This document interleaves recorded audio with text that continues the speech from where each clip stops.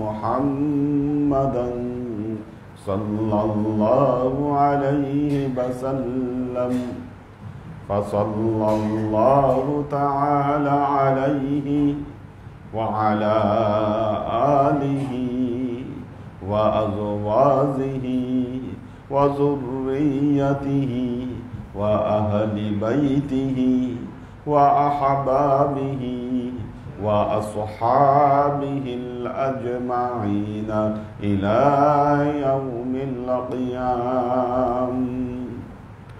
وقال الله تعالى في كلامه المجيد وفرقانه الحميد: ما كان محمد أبا أحد من رجالكم ولكن رسول الله وخاتم النبيين وكان الله بكل شيء عليما.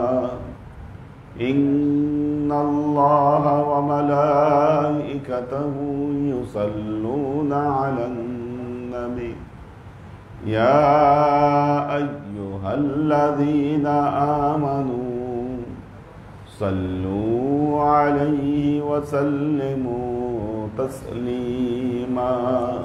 صلى الله على محمد صلى الله عليه وسلم صلى الله على محمد صلى الله عليه وسلم. আল্লাহ আশিক ও সালেক বৃন্দ কই ওইটা চালু করছে কই রিমোট লাগবে তো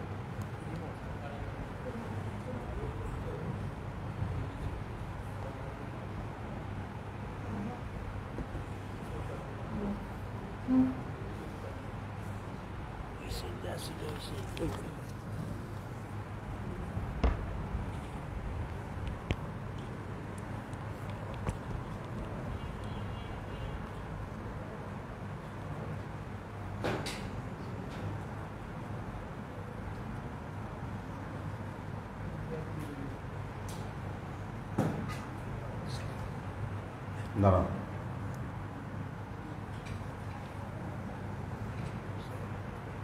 ভালো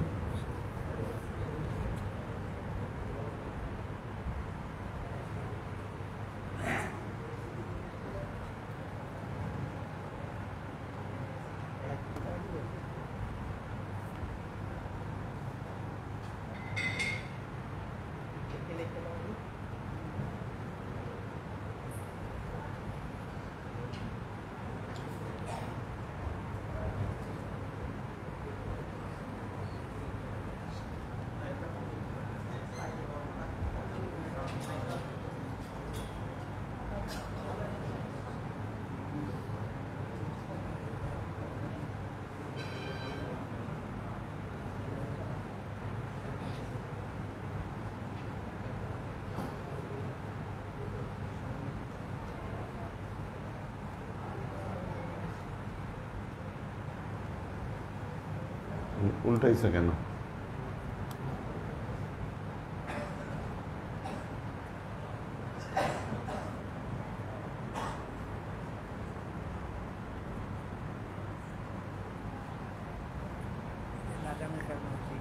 ভালো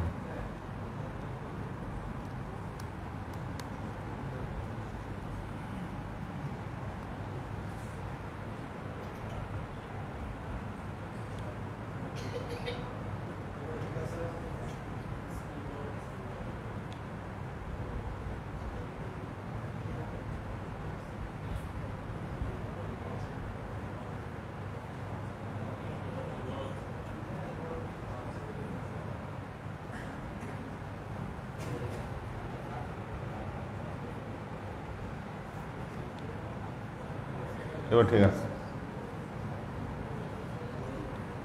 কি করলো ওখানে? কি করলো এখন? আনিসুল আরওয়াহ খাজা মঈনুদ্দিন চিশতি রহমতুল্লাহ আলাইহি,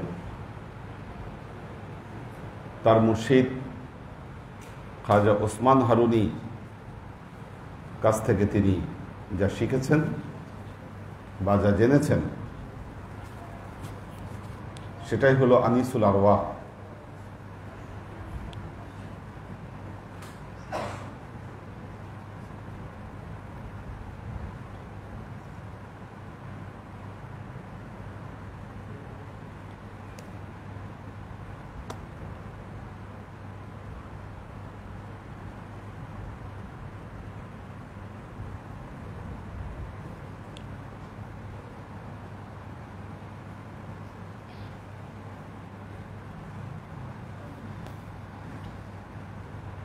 এটার মধ্যেই ভেজাল আছে,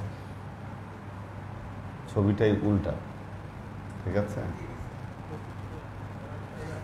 এই জন্যই এরকম আসে।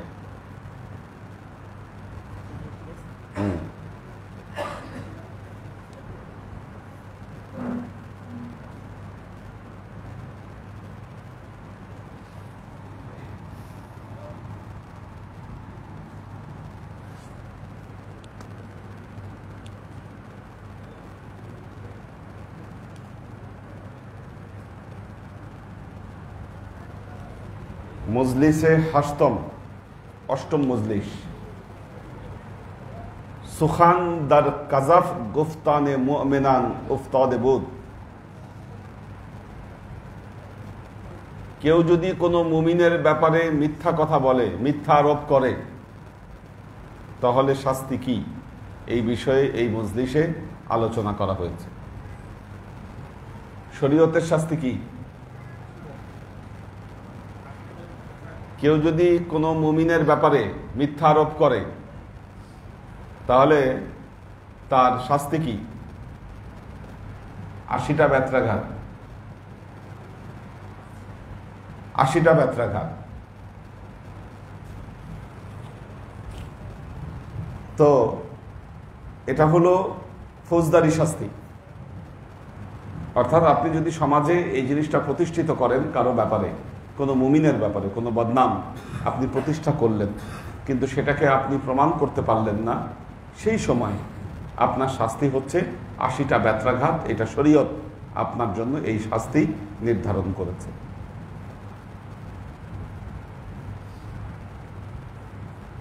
फरमूद हर कसी के अज मोमिनान दुश्नाम दहर हम चेनान बौशत के दर दुख्तरे दर मादरो दुख्तरे खुद रो जना कर दे बौशा। যে ব্যক্তি কারো ব্যাপারে মিথ্যা আরোপ করবে, দুষ্নাম করবে, বদনাম করবে, অথবা তাকে গালি দিবে, সে যেন তার আপন মা এবং কন্যার সাথে সে যেন জেনা করল। এটা শাস্তি। মানে শরীয়তে, মারেফতে এটা এমন শাস্তি নির্ধারিত হবে, সে যেন তার মা এবং কন্যার সাথে সে যেন জেনা করলো। এই জেনা করার অপরাধ হিসাবে এটি গৃহীত হবে।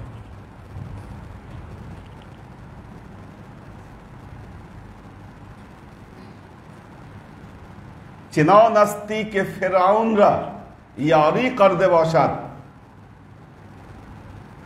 বেহারবে মেহতারে মুসা আলাইহিস সালাম। প্রথম তার মা এবং বোনের সাথে যেন জেনা করলো এবং সে ফেরাউনের সাহায্যকারী হিসাবে বিবেচিত হবে।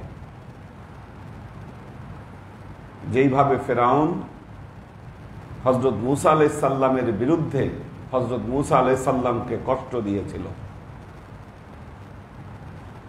আল্লাহর কাছে এটা নির্ধারিত হবে সে ফেরাউনকে সহযোগিতা করেছে।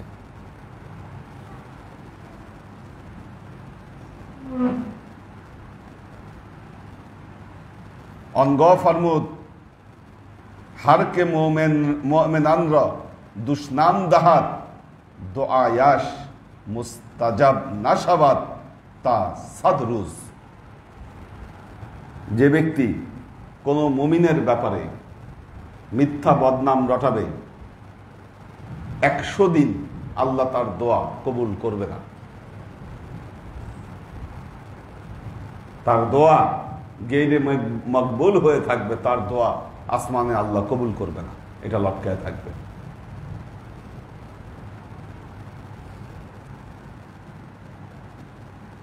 আগার না হাত দুষ্নাম দাহাত ওয়ারেদে দোজখ বসাত।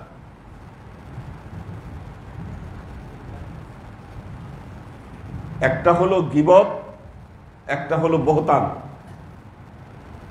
গীবত মানে কারো অনুপস্থিতিতে তার ব্যাপারে এমন কথা আলোচনা করা যেটা শুনলে সে কষ্ট পাবে, এটা হলো গীবত। কিন্তু এটা তার মধ্যে আছে। আর আপনি এমন কিছু আলোচনা করলেন যা তার মধ্যে নাই, আপনি বানিয়ে তার ব্যাপারে এই কথাটা আপনি আরোপ করলেন, তাহলে সেটা হবে বহতান। শরীয়তে এটাকে বলা হয় বহতান। বহতান হলো খুব নিগুড় গুনাহ। তো বলতেছে, যদি কারো ব্যাপারে আপনি এমন বদনাম করেন যেটা তার মধ্যে নাই, তাহলে আপনি দোজখে প্রবেশ করবেন। অনগ ফারমুদ ওয়াক্তি কে দার মাজলিসে খাজা নাসির উদ্দিন আবু ইউসুফ চিশতি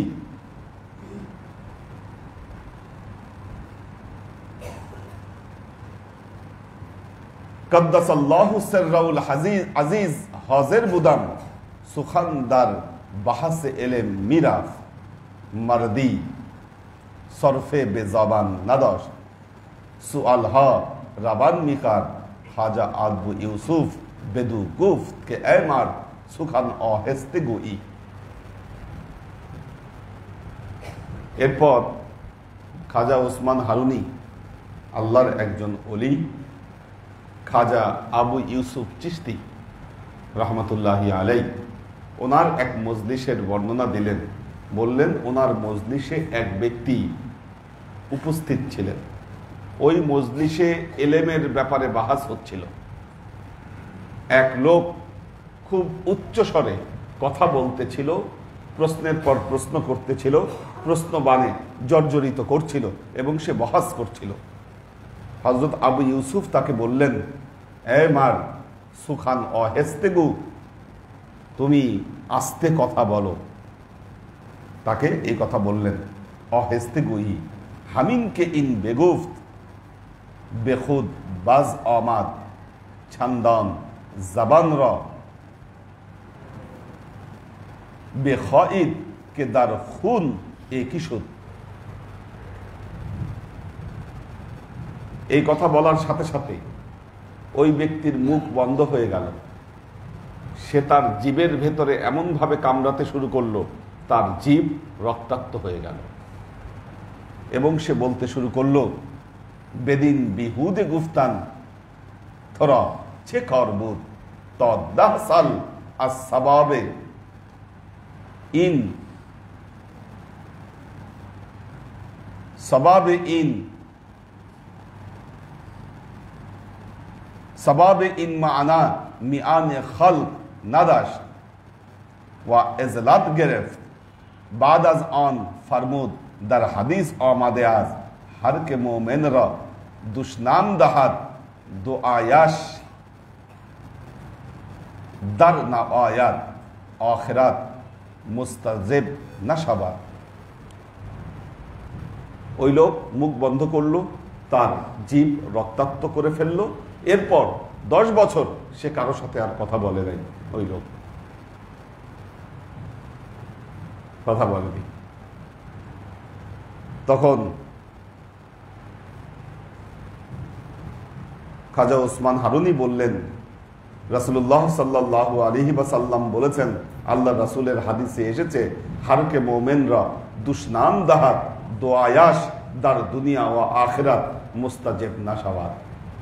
দুনিয়া এবং আখিরাত উভয় জগতের কোনো জগতে তার দোয়া কবুল হবে না।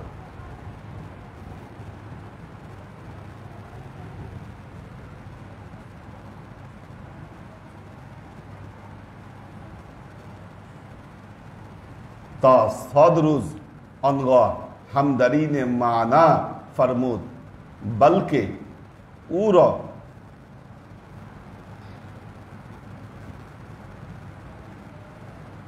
অঙ্গ তো আমাদ ফরমুদ বার সুফরিয়ে সোরখ বয়াত বলয়ে অন নখুরদিন জিরাচে রসুল্লাহ সাল্লাল্লাহু আলাইহি ওয়াসাল্লাম নন বারখান কাম তার খুরদি ওয়ালিকান হারাম না কারদি তা হামিশে দার সুফরিয়ে সোর খুরদি।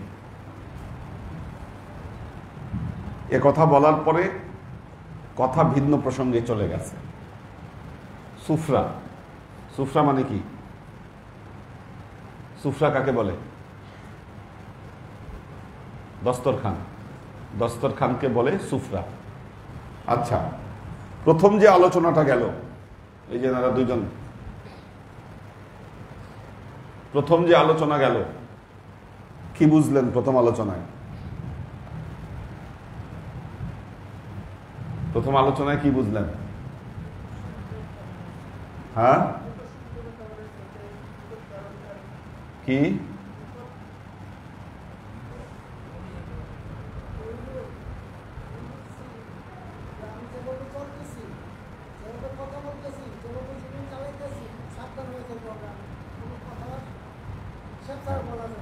দেখেন, আল্লাহ নবী একটা কথা বলেছেন, মান আদমান আলী মা বাইনা রেজলাইহি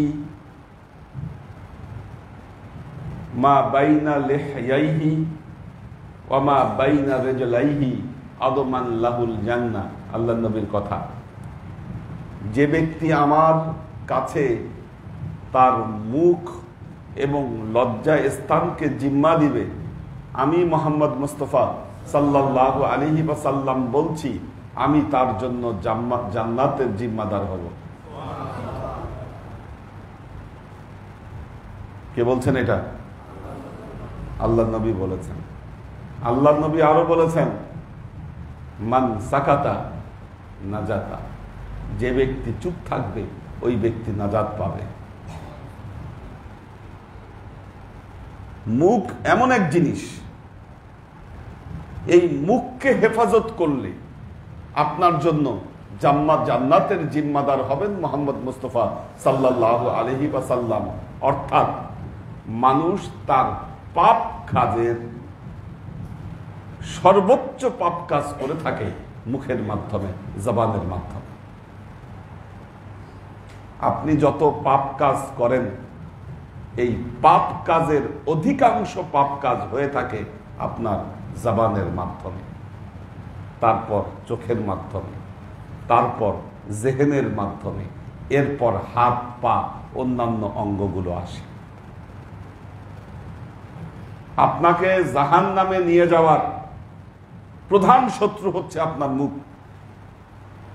আপনি জাহান্নামে যাবেন আপনার মুখের কারণে। এজন্য মনে রাখবেন, জ্ঞানী ব্যক্তিরা কথা কম বলে। আরবিতে একটা প্রবাদ আছে, কাসরাতুল কালাম, কাসরাতুল কালাম আলামাতুল আহমাক। কাসরাতুল কালাম আলামাতুল আহমাক, অতিরিক্ত কথা বলা এটা আহমকের আলামত। দেখবেন কিছু মানুষ আছে এত কথা বলে, কিন্তু কথার মধ্যে কোনো সারগর্ব নাই, কি আন্দাজে কথা বলে যাচ্ছে। এটা প্রমাণ করে ও হলো একটা আহমক। আহমক, আলামাতুল আহমাক। আহমাক মানে হচ্ছে নির্বোধ।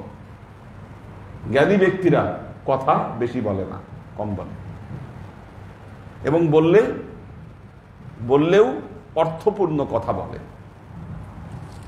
আপনারা তরিকার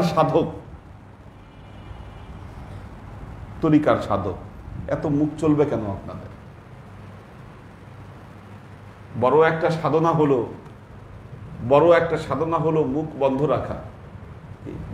হযরত জাকারিয়া আলাইহিস সালাম আল্লাহকে বলেছিলেন, আল্লাহ আপনি আমাকে একটা নিদর্শন দেন। আল্লাহ বললেন, আয়াতুকা আল্লাহ তুকাল্লিমান নাস সালাসা আইয়াম, তুমি 3 দিন কারো সাথে কথা বলবা না, ইল্লা রমজা, কথা বললে শুধু ইশারায় কথা বলবা। এটা একটা সাধনা, 3 দিন মুখ বন্ধ রাখে।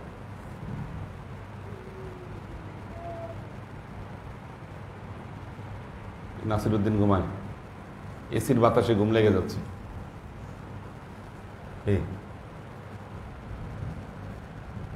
জবান, মুখ আপনাকে জাহান্নামে নিয়ে যাওয়ার জন্য যথেষ্ট। এবং যখন আমরা কথা বলি, গল্প করি একসাথে,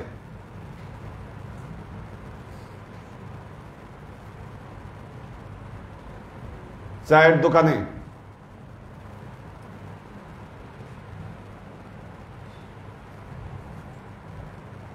আমি নোটিস করেছি পীর ভাইদের মধ্যে কিছু ছেলে আছে যাদের স্বভাব মেয়েদের চাইতে খারাপ। এরা হলো মেয়েদের চাইতে জঘন্য। এদের বাসায়, বিভিন্ন বাসায় মজলিস বসে, সেখানে ওই মেয়েদের মতো কার বদনাম, কে কি করছে, কে কোন জায়গায় কি করছে, এগুলা ছাড়া আর কোনো কথা নাই। আমাদের সালেক আলোচনার আলোচ্য বিষয় হলো ও কি করছে, মইদ্দিন ভাই কি দোষ করছে, ইব্রাহিম ভাইয়ের কোন জায়গায় সমস্যা, মুশিউর ভাইয়ের কি প্রবলেম। দোষ তো তাদের বেশি হয় যারা কাজ করে, কাজ যারা করে না। আমাদের সমাজে এক শ্রেণীর মানুষ আছে কাজে নাই, কর্মে নাই, আছে খালি কি সমালোচনা। ওরে কাজ করতে দেন, করবে না, ঠিক আছে, বসে বসে কি করবে, সমালোচনা বাড়ি করবে, ওই ওর কি সমস্যা, ওর কি সমস্যা।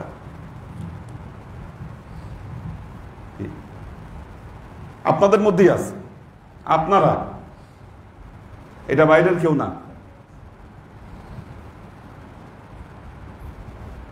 এই যে কথাগুলা বললাম, যে ব্যক্তি একজন মুমিনের নামে দুষ্নাম করবে, বদনাম করবে, গীবত গাইল, সে যেন তার আপন মা এবং বোনের সাথে জিনা করল। এই কর্ম আপনাদের মধ্যে হচ্ছে।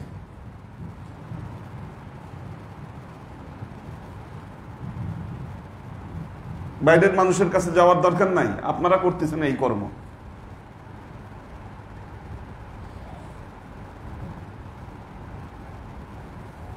দ্বিতীয়ত, 100 দিন তার দোয়া কবুল হবে না। এবার বুঝেন, আল্লাহর কাছে কান্নাকাটি করেন, দোয়া করেন, আল্লাহ কেন আপনার দোয়া কবুল করে না? আপনার দোয়া কবুল হয় না কেন? কারণ আপনি দোয়াও করেন, আপনি গীবতও করেন।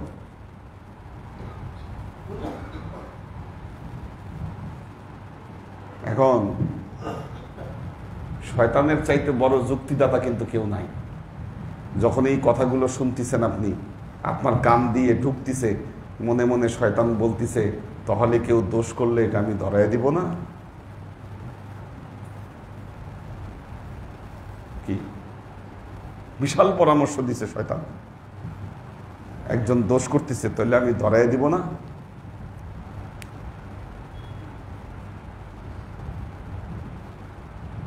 ভুল করছে ইব্রাহিম ভাই,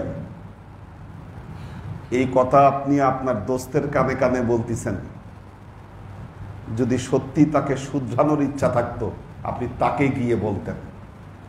যদি এটা বলতে না পারেন, তার মানে আপনি কাপুরুষ, ওই আপনার ভেতরে ওই মোরাল শক্তি ওইটা আপনার মধ্যে নাই। এই জন্য জায়গা মতো না বলে অজায়গায় বলে আপনি পেঁচ বাঁধাচ্ছেন, বদনাম ছড়াচ্ছেন।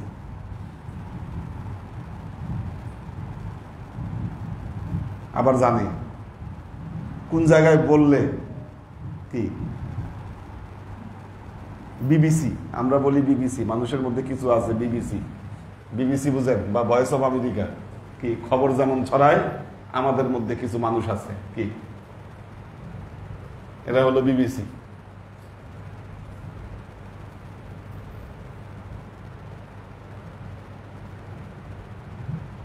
আমাদের নানি বাড়িতে দেখছি একজন মহিলা আছে, মানুষের বাসায় বাসায় ঘুরে বেড়ায়, এর বাসার খবর ওই বাসায়, ওর বাসার খবর ওই বাসায়, তাকে সবাই বলে মোবাইল।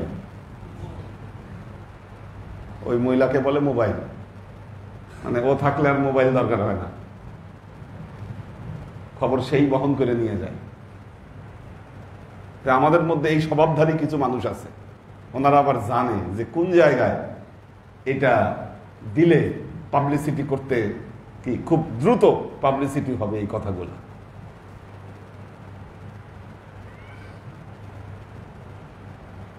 এবং গতকাল বলেছি, মানুষ কেন করে এই বিষয়গুলো? পার্সোনাল ইন্টারেস্ট থেকে মনে করে যে না, এই কথাটা বলে দিলাম ওর মান সম্মানটা ডুবায়। ইজ্জত কার হাতে? ইন্নাল ইজ্জাতা লিল্লাহি জামিআ। ইজ্জত হচ্ছে আল্লাহর হাতে। আল্লাহ যাকে ইজ্জত দেয় তার ইজ্জত কেউ কোনোদিন কমাতে পারে না। এবং সে যে এই কাজগুলো করছে, যারা করছে এই কাজগুলো, ইজ্জতের হানি তাদের উপর আসবেই আসবে। এটা আল্লাহর কালাম, কি কলমের লিখনি আল্লাহ। ইজ্জতের মালিক তিনি।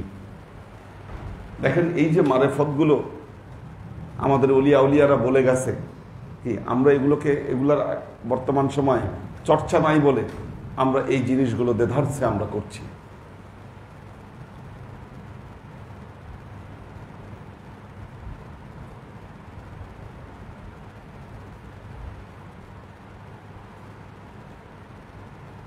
এখন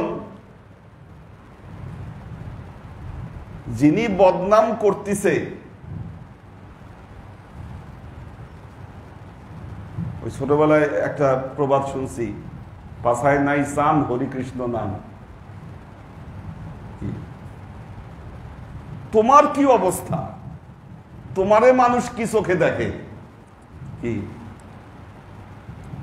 তোমার গায়ে চামড়া আছে কিনা এই খবর নাই, তুমি মানুষের চামড়া ধরে টানাটানি করতেছ। আর তোমার গ্রহণযোগ্যতা মানুষের কাছে, তুমি কি, তোমার গ্রহণযোগ্যতা মানুষের কাছে, কথার কিন্তু গ্রহণযোগ্যতা থাকে। কিছু মানুষ জানে যে ওর কথার কোনো গ্রহণযোগ্যতাই নেই, ও ফালতু কথা বলে, আছে না? তোমারই নাই গ্রহণযোগ্যতা মানুষের কাছে, তুমি অপরের বদনাম করে এটা তার নিজের স্যাটিসফ্যাকশন মনে করতেছে যে না, আরে খাইছে, আজকে দিলাম ওরে আচ্ছা মতো সাইজ দিয়ে আসছে।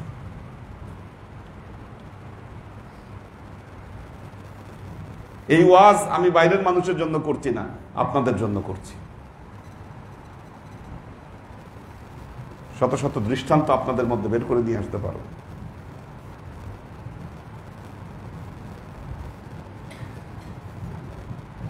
এর দ্বারা কি হয়?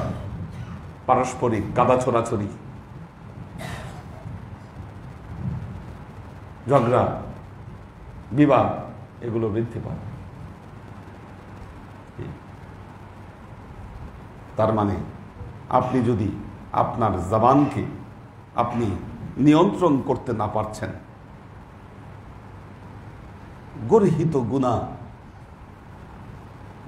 দোয়া কবুল না হওয়া, মদ খাইলে এক বর্ণনায় আছে 40 দিন দোয়া কবুল হয় না। শরাব খাইলে, আর গীবত গাইলে 100 দিন দোয়া কবুল হয় না। কি কোনটা বেশি খারাপ? 100 দিন দোয়া কবুল হয় না।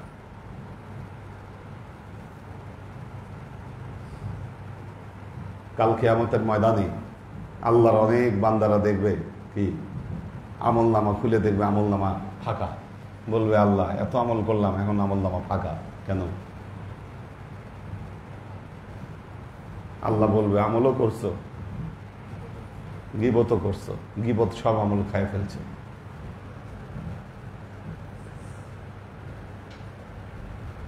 আল্লাহর আশিক ও সালেক বৃন্দ, এরপরে যে কথা বলেছে সেটা হলো দস্তরখান। চিশতিয়া তরিকায় সবসময় লাল দস্তরখান ব্যবহারের কথা বলা হয়েছে। আপনাদেরকেও মনে হয় লাল দস্তরখান আমি কিনিয়েছি আপনাদেরকে দিয়ে, হ্যাঁ? সব সময় লাল দস্তরখান ব্যবহার করবেন। দস্তরখান হবে লাল।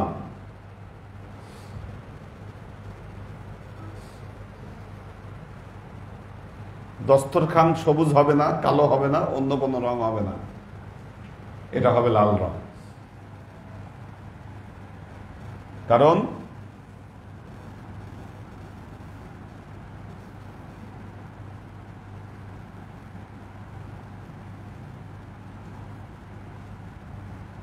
আচ্ছা, কারণ এখানে বলতেছেন যে আল্লাহ নবী বলেছেন যে যখন যখন কোনো মেহমান আসে এবং লাল দস্তরখান ব্যবহার করা হয়,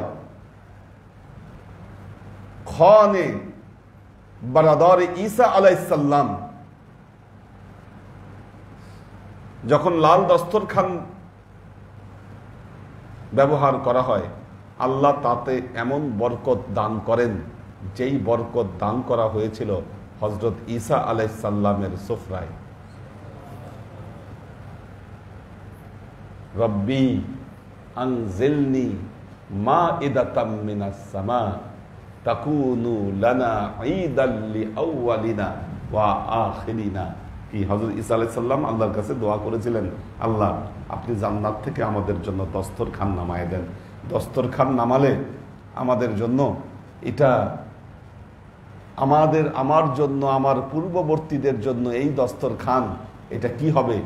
আনন্দের কারণ হবে। তাকুনু লানা ঈদাল লিআউয়ালিনা ওয়া আখিরিনা।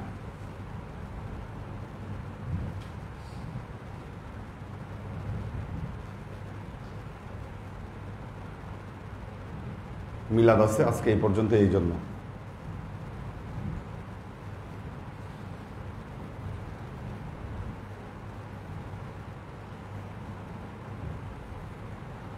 ক্লাস ইদানিং একটু দেরি হচ্ছে, অনিচ্ছা থাকা সত্ত্বেও দেরি হচ্ছে আসলে। অবশ্য পরে তো নামাজ নাই, নামাজ আগেই পড়ে ফেলছি।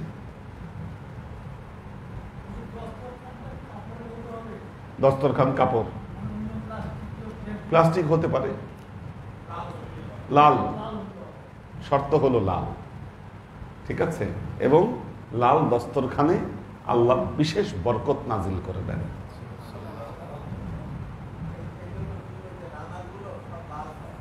কোনটা? হ্যাঁ হ্যাঁ, লাল। এবং এই লাল দস্তরখান যতদিন মানুষ ব্যবহার করবে তার অভাব আসবে না, আল্লাহ তার রুজি রিজিকে বরকত দান করবে। এবং এটা আপনি জানেন যে খাজা মঈনুদ্দিন চিশতি রহমতুল্লাহ আলাই যখন আজমিরে আসলেন ওখানে তিনি লঙ্গরখানা খুলেছিলেন। সেই লঙ্গরখানা এখনো আছে। সেই লঙ্গরখানায় আকবর গেছে, মুঘল সম্রাটদের বড় বড় সম্রাটরা গেছে। লঙ্গরখানার জন্য আকবর ওই বড় ডেকচি, ওইটার উপরে সিঁড়ি দিয়ে উঠতে হয়, যে ওই ডেকচি দিয়ে আসছে সম্রাট আকবর। ওই লঙ্গরখানা এখনো জারি আছে, এখনো চালু আছে। এই জন্য এটা আপনারা মেনটেন করার চেষ্টা করবেন। আগামীকাল ক্লাস হবে না, আগামীকালের ক্লাসটা রবিবার হবে, যেহেতু 27 তারিখ এবং 27 তারিখ আব্বার ওফাত বার্ষিকী, ইংরেজি ওফাত বার্ষিকী 27শে জুলাই।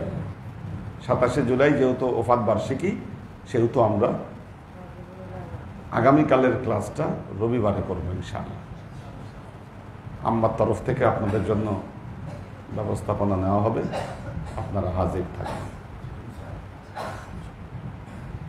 আজকে মিলাদ হচ্ছে আমাদের রিকার জন্য। রিকা ওই আইবিএ থেকে ফার্স্ট ক্লাস ফার্স্ট হয়েছে, সেই কারণে গোল্ড মেডেল পেয়েছে। তো ওর এই গোল্ড মেডেল প্রাপ্তির উদ্দেশ্যে আজকে এই মিলাদের আয়োজন। সবাই দোয়া করবেন আল্লাহ যেন তাকে তার জীবনে যেন এগিয়ে যাওয়ার তৌফিক আল্লাহ তাকে যেন দান করেন।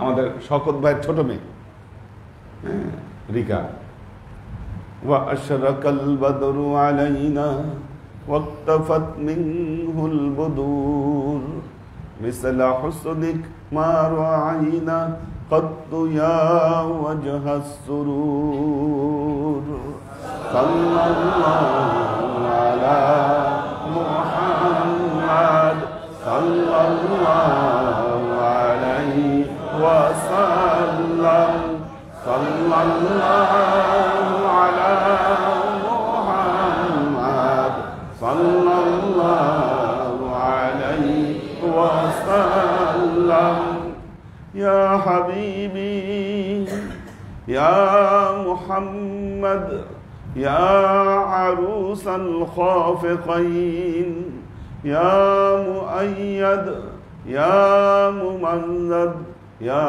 إمام القبلتين صلى الله على محمد صلى الله عليه وسلم صلى الله على محمد صلى الله عليه وسلم ما رأينا عيسى حنات بالسور إلا إليك والغمام هلك ظلت والملا صلوا عليه صلى الله على محمد صلى الله عليه وسلم صلى الله على محمد صلى الله عليه وسلم سيدي يا رسول الله سلم عليك يا حبيب الله اللهم صل على سيدنا مولانا محمد وعلى آل سيدنا مولانا محمد اللهم صل على سيدنا مولانا محمد وعلى آل سيدنا مولانا محمد اللهم آمين اللهم صل على محمد وعلى آل محمد كما صليت على إبراهيم وعلى آل إبراهيم إنك حميد مجيد اللهم بارك على محمد وعلى آل محمد كما باركت على إبراهيم وعلى آل إبراهيم إنك حميد مجيد ربنا ظلمنا أنفسنا وإن لم تغفر لنا وترحمنا لنكونن من الخاسرين ربنا آتنا في الدنيا حسنة وفي الآخرة حسنة وقنا عذاب النار ربنا لا تزغ قلوبنا بعد إذ هديتنا وهب لنا من لدنك رحمة إنك أنت الوهاب اللهم إنك عفو تحب العفو فاعف عني يا غفور الرحيم الودود اللهم نور قلوبنا بنور الإيمان ونور قلوبنا بنور الإسلام ونور قلوبنا بنور الإحسان وزين أخلاقنا بنور محمد صلى الله عليه وسلم اللهم إنا نسألك علما نافعا رزقا واسعا عملا مقبولا شفاء من كل داء قلبا خاشعا ذهنا ذاكرا إيمانا كاملا توبة قبل الموت راحة عند الموت ونجاة بعد الموت يا الله يا رحمن يا مالك আমরা এতক্ষণ তোমার দরবারে যে সমস্ত আমলকে উপস্থাপন করলাম তোমার হযরত মুহাম্মদ মুস্তাফা সাল্লাল্লাহু আলাইহি ওয়াসাল্লামের শানে যে দরুদ ও সালাম প্রেরণ করলাম ত্রুটি মুক্তভাবে আমলগুলোকে কবুল করে নাও। তুমি আমলের যাজা আমাদের পেয়ারা নবী হজরত মোহাম্মদ মুস্তফা সাল্লাল্লাহু আলাইহি ওয়াসাল্লামের কাছে পৌঁছে দাও। আমাদের নবীর পরিবারবর্গের কাছে তুমি এর যাজাকে পৌঁছে দাও। এই দুনিয়ার সমস্ত আম্বিয়ায়ে কেরাম, সাহাবায়ে কেরাম, তবে আইন ওয়ালি আউলিয়া, গৌস কুতুব, আমাদের মা বাবা, ভাই বোন, আত্মীয় স্বজন, এই দরবার থেকে যত পীর ভাই বোন চলে গেছে সবার রুহে তুমি এর যাজাকে পৌঁছে দাও। তুমি তোমার হাবিবের উসিলায় আমাদের সবাইকে কবুল ক্ষমা করে দাও। আমাদের জীবন থেকে সমস্ত অভাব, অভিযোগ, বালা, মুসিবত, দুঃখ, কষ্ট, রোগ শোককে দূরীভূত করে দিয়ে দৃঢ় হস্তে তোমার দ্বীনের খেদমতের তৌফিক তুমি আমাদেরকে দান করো। আজীবন যেন তোমার হেদায়েতের পথে প্রতিষ্ঠিত থাকতে পারি সে তৌফিক তুমি আমাদেরকে দান করো।